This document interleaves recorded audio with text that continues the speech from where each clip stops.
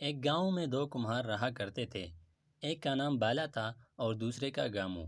دونوں اپنے بیوی بچوں کے ساتھ ایک دوسرے کے پڑوس میں رہتے تھے۔ وہ مہینے کے شروع کے 15 دنوں میں چکنی مٹی اور ریت سے برتن بنا بنا کر انہیں ایک جگہ جمع کرتے، پھر مہینے کے باقی 15 دنوں میں انہیں فروخت کرنے کے لیے نکل جاتے۔ بالے کے پاس بھی ایک گھوڑا تھا اور گامو کے پاس بھی۔ وہ دونوں اپنے اپنے گھوڑوں پر برتن لاد کر گلی گلی محلے محلے بیچا کرتے تھے۔ کسی روز گاؤں میں ان کے برتنوں کی بکری نہیں ہوتی تو اگلے روز وہ شہر کا رخ کرتے۔ شہر اگرچہ دور پڑتا تھا مگر وہاں ان کے برتن ہاتھوں ہاتھ فروخت ہو جاتے تھے اور انہیں اچھے پیسے بھی مل جاتے تھے۔ بالا سوچتا تھا کہ شہر والے برتنوں کو زیادہ جلدی توڑتے ہیں، اس لیے انہیں ہمیشہ نئے برتنوں کی ضرورت رہتی ہے۔ وہ اس بات پر بہت حیرت کرتا تھا کہ شہر میں رہنے والے ان کی حفاظت پر زیادہ توجہ کیوں نہیں دیتے، جس کی وجہ سے وہ جلد ہی ٹوٹ پھوٹ ہو جاتے ہیں۔ وہ فخر سے سوچتا کہ اس کے گھر میں تو ابھی تک مٹی کا وہ پیالہ موجود ہے جس میں اس کی دادی پانی پیا کرتی تھی۔ بالے اور گاموں کے گھوڑے شکل و صورت میں بالکل ایک جیسے تھے، قد کاٹ بھی ایک سا اور رنگ بھی ایک سا۔ ان کی شکل و صورت تو ایک ہی جیسی تھی مگر ان کے مزاجوں میں زمین آسمان کا فرق تھا۔ بالے کا گھوڑا نہایت اچھا تھا۔ وہ بالے کا تو دوست تھا ہی مگر اس کے گھر والوں سے بھی بڑا مانوس تھا۔ جب بالا اس پر مٹی کے برتن لادتا تو وہ خاموشی سے کڑا دم ہلاتا رہتا اور ذرا بھی ادھر ادھر نہ ہوتا۔ اسے پتہ تھا کہ اس کے حرکت کرنے سے اس کے مالک کے مٹی کے برتن نیچے گر کر ٹوٹ جائیں گے اور اس کا نقصان ہوگا۔ بالے کو اپنے گھوڑے سے بہت محبت تھی۔ وہ اس کا بہت خیال رکھتا تھا، وقت پر چارہ اور پانی دیتا۔ شام کو میدان سے اس کے لیے ہری ہری اور نرم نرم گھاس درانتی سے کاٹ کر لاتا اور اس کے سامنے ڈالتا۔ اس کے گھوڑے کو جو اور باجرہ بہت پسند تھا۔ جو اور باجرہ اگرچہ خریدنے میں مہنگے تھے مگر بالا ہفتے میں 2-3 دفعہ اس کے لیے جو کے دانے اور باجرہ بھی لے آ جاتا تھا۔ بالے نے آج تک اپنے گھوڑوں کو نہیں مارا تھا۔ وہ کہتا تھا کہ یہ میرا دوست ہے، میں اپنے دوست کو کبھی نہیں ماروں گا۔ بالے کا گھوڑا اس لیے اچھا تھا کہ اس کے مالک کا سلوک اس کے ساتھ اچھا تھا۔ اس کے برعکس گامو کا گھوڑا بڑا اڑیل تھا۔ کسی اور کو تو کیا، گامو کو بھی اپنے قریب نہیں آنے دیتا تھا۔ ایک روز تو اس نے گامو کو ہی 2 لتیاں جاڑ دی تھی اور وہ دور زمین پر جا گرا تھا۔ اس کے بعد غصے میں آ کر اس نے ایک موٹے ڈنڈے سے اپنے گھوڑے کی خوب پٹائی کی تھی۔ جس جگہ گھوڑے کی 2 لتیاں پڑی تھی اس جگہ گامو کو کئی روز تک شدید درد ہوتا رہا تھا۔ اس کی سمجھ میں نہیں آ رہا تھا کہ وہ اس بدتمیز گھوڑے کا کیا علاج کرے۔ گامو کا گھوڑا اس لیے ایسا بن گیا تھا کہ گامو کا رویہ اس کے ساتھ نہایت ہی ظالمانہ تھا۔ ایک روز صبح صبح کا وقت تھا، گامو اپنی چھت پر چڑھا ادھر ادھر دیکھ رہا تھا کہ اسے بالا نظر آیا۔ بالا اپنے گھوڑے کے نزدیک گیا تو گھوڑا اسے دیکھ کر زمین پر سے اٹھ کر کھڑا ہو گیا اور خوشی سے دم ہلاتے ہوئے ہنہنانے لگا۔ بالے نے اس کے سر پر ہاتھ پھیرا، اس کے چارے کی بالٹی کا جائزہ لیا اور جب اسے اطمینان ہو گیا کہ اس کے گھوڑے نے پیٹ بھر لیا ہے تو وہ مٹی کے برتنوں سے بھری 2 ٹوکریاں لے آیا اور انہیں احتیاط سے گھوڑے کی پشت سے لگی کاٹی میں لٹکا دیں اور برتنوں کو بیچنے کے لیے گھر سے نکل گیا۔ یہ منظر دیکھ کر گامو نے بڑی حسرت سے سوچا کہ ایک گھوڑا بالے کا ہے کہ کتنا اچھا، سیدھا سادہ اور شریف ہے۔ میرے گھوڑے کو دیکھو تو زمانے بھر کا بدمعاش ہے۔ یہ بات سوچ کر ہی اسے غصہ آ گیا۔ اس نے آؤ دیکھا نہ تاؤ ڈنڈا اٹھایا اور دنا دن اپنے گھوڑے پر برسا دیا۔ اس اچانک افتاد پر پہلے تو گھوڑا حیران ہوا، پھر کھڑے ہو کر اس نے جو 2 لتیں جاڑی تو اس روز کی طرح گامو پھر دور جا گرا اور جس جگہ گھوڑے کی لتیں پڑی تھیں زور کا درد شروع ہو گیا۔ اس کی آنکھوں سے آنسو نکل آئے۔ شور شرابہ سن کر اس کی بیوی جو اپنے کام میں مصروف تھی دوڑ کر آئی۔ اسے دیکھ کر گامو ہائے ہائے کرتے ہوئے اٹھ کھڑا ہوا اور آنکھیں نکال کر بولا، سارا قصور تیرا ہے، نہ جہیز میں ایسا گھوڑا لاتی، نہ میں روز روز پٹتا، دور ہو جا میری نظروں سے۔ اس کی بیوی اس کی عادتوں سے اچھی طرح واقف تھی۔ اس نے سوچا کہ اگر کچھ کہے گی تو اور بات بڑھے گی۔ وہ خاموشی سے چلی گئی۔ گامو کا درد اتنا بڑھا کہ اس روز وہ کام پر بھی نہ جا سکا۔ دن بھر چارپائی پر پڑا ہائے ہائے کرتا رہا۔ شام کو اس کے ذہن میں ایک ترکیب آئی۔ اس نے سوچا کہ میرا گھوڑا اور بالے کا گھوڑا دونوں ایک جیسے ہیں تو کیوں نہ میں چپکے سے اپنے گھوڑے سے بالے کے گھوڑے کی۔ یہ سوچ کر اس کے ہونٹوں پر ایک مسکراہٹ آ گئی۔ وہ رات ہونے کا انتظار کرنے لگا۔ جب آدھی رات ہو گئی تو وہ دھیرے سے اٹھا، دیوار پھاند کر بالے کے گھر میں داخل ہوا، پھر باہر کا دروازہ کھولا اور اپنا گھوڑا اندر لے آیا۔ اپنے گھوڑے کی رسی اس نے منہ میں دبائی اور زمین پر بیٹھ کر بالے کی گھوڑے کی رسی کونٹے سے کھولنے لگا۔ وہ سارا کام نہایت خاموشی سے کر رہا تھا کہ اچانک اس کے گھوڑے نے اچھل کود شروع کر دی۔ وہ گھبرا گیا، اس کو ڈر تھا کہ اس شور سے بالے کی آنکھ نہ کھل جائے، اور پھر وہی ہوا۔ اس کے گھوڑے نے اچھل کود بند نہیں کی، جس کی وجہ سے بہت شور ہو رہا تھا۔ اس شور سے بالے اور اس کی بیوی کی آنکھ کھل گئی۔ اس کی بیوی خوفزدہ ہو گئی کہ گھر میں چور گھس آئے ہیں۔ بالا باہر نکلنے کے لیے چارپائی سے اٹھا تو اس کی بیوی گھبرا کر بولی، بالے باہر مت جا، آج کل چور اپنے ساتھ پستول لیے پھرتے ہیں۔ مگر بالا ڈرپوک نہیں تھا، ایک بہادر آدمی تھا۔ اس نے لالٹین اٹھائی اور لاٹھی لے کر باہر نکلا۔ اس کی بیوی اس کے پیچھے پیچھے تھی۔ بالا باہر نکلا تو کیا دیکھتا ہے کہ گامو اپنے گھوڑے کے ساتھ وہاں موجود ہے۔ اس کا گھوڑا بگڑ گیا تھا اور بہت اچھل کود کر رہا تھا۔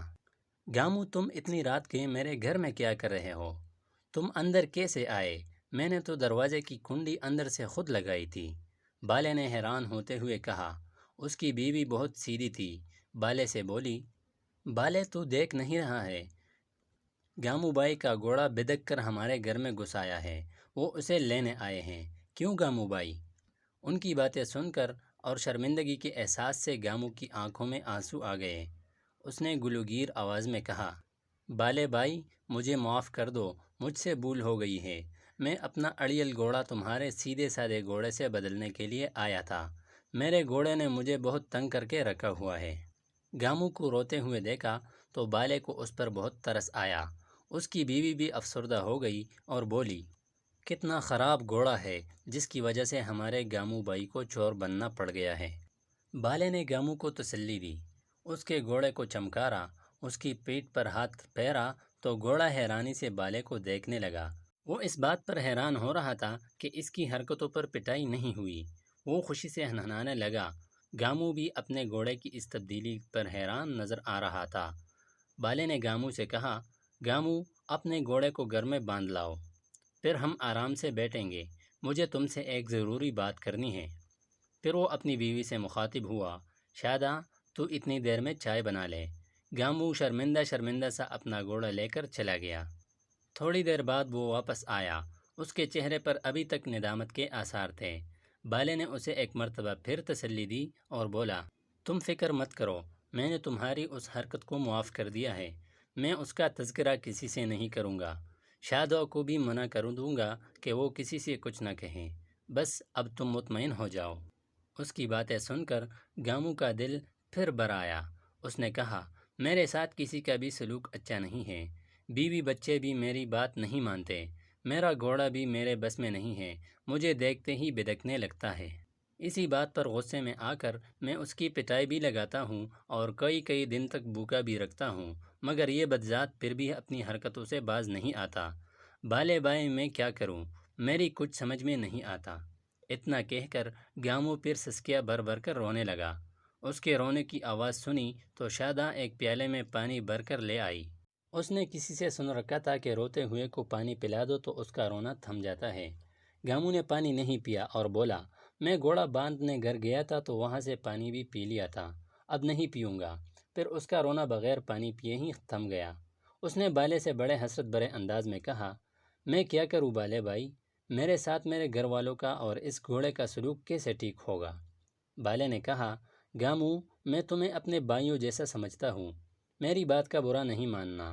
ہم دونوں شروع سے ہی ایک دوسرے کے پڑوسی ہیں۔ پڑوسیوں کا رشتہ سگے رشتہ داروں سے بڑھ کر ہوتا ہے۔ تمہارے گھر سے ہمیں روز لڑائی جھگڑوں کی آوازیں آتی ہیں تو ہمیں بہت افسوس ہوتا ہے۔ تم اپنے بیوی بچوں پر چیختے چلاتے رہتے ہو، بچوں کو ذرا سی بات پر مارتے ہو۔